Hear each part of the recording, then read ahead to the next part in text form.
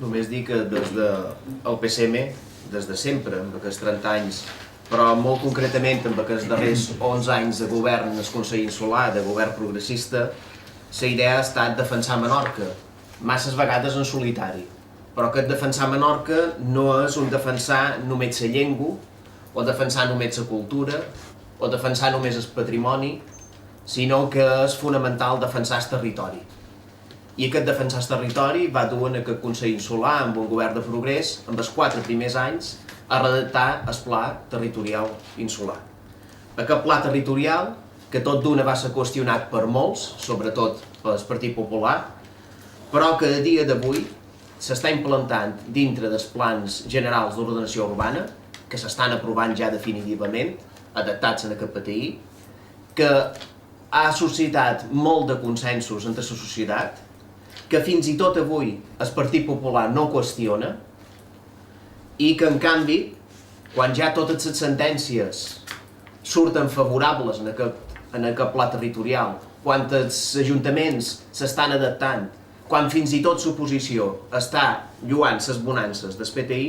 resulta que han de cercar subterfugis per atacar-lo des d'una altra manera. Per tant, no ens vendrem per cants de sirena, que en xifres milionàries volen el que realment va ser la idea inicial, aturar l'urbanització en el rústic. La idea inicial d'aquest pla territorial era veure que amb els terrenys que ja teníem urbanitzats dins les zones urbanes dels pobles i dins les zones turístiques n'hi havia prou i de més per tenir un creixement sostenible i que no feia falta anar en el sòl rústic per empastifar-lo. I deixava en el sòl rústic l'activitat que